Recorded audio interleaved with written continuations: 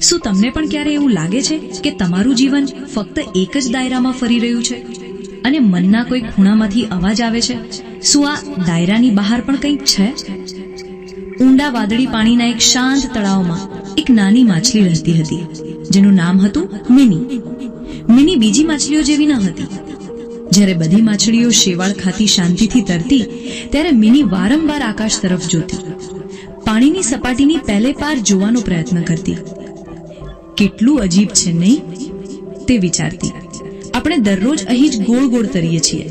તળાવના કિનારા, પથ્થરો, એ જ છોડ. શું આ તળાવની બહાર પણ કોઈ દુનિયા છે?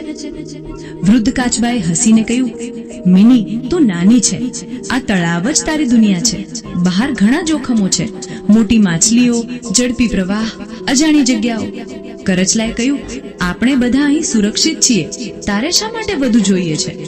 મિની ચૂપ રહી, પણ તેના દિલમાં સવાલોનો સમંદર હતો. જો હું ક્યારેય બહાર ન જ ગઈ તો મને કેવી રીતે ખબર પડશે કે આ દુનિયાની સીમા ક્યાં સુધી છે? અને એક દિવસ સવારનો સમય હતો. સૂર્યના કિરણો પાણીની ઉપરથી ડોકાઈ રહ્યા હતા.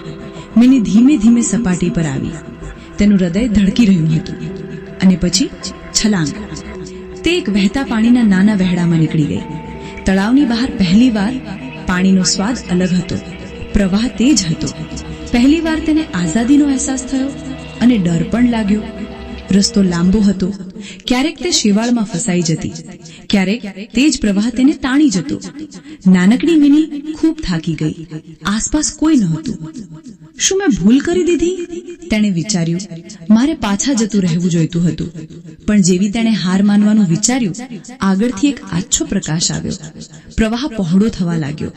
પાણીનો રંગ બદલાઈ ગયો અને અચાનક તેની સામે અનંત સમુદ્ર હતો.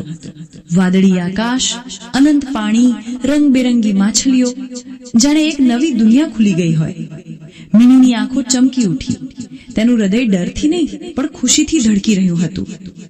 દિવસો વીત્યા. મિનીએ સમુદ્રની નવી નવી જગ્યાઓ જોઈ. ધીમે ધીમે તેની પાંખોમાં તાકાત અને આત્મવિશ્વાસ આવી ગયો. અને પછી એક દિવસ તે પોતાના તળાવમાં પાછી ફરી. એ જ તળાવ, એ જ કિનારા, એ જ જૂના ચહેરા.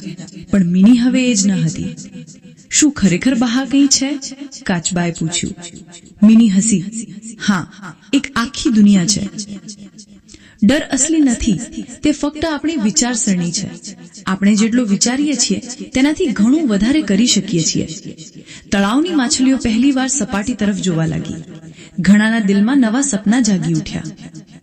આપણે બધા ક્યારેક ને ક્યારેક એ મિની જેવા હોઈએ છીએ. આપણી દુનિયા આપણને સુરક્ષિત લાગે છે, પણ એ જ આપણને મર્યાદિત પણ કરે છે. ડર હંમેશા રહેશે, પણ ઉડાન એને જ મળે છે જે ડરની પેલે પાર જવાની હિંમત રાખે છે. અને જે પાછો ફરે છે તે ફક્ત પોતાને માટે નહીં, પરંતુ બીજાને રસ્તો બતાવવા માટે પાછો ફરે છે. ક્યારેક સૌથી મોટું સાહસ ફક્ત પહેલું પગલું જ હોય છે. અને એ જ પહેલું પગલું આપણને આખી નવી દુનિયા બતાવી દે છે. વાર્તાનું બોધ એટલે કે મોરલ ઓફ ધ સ્ટોરી. ડર ફક્ત આપણા મનમાં હોય છે.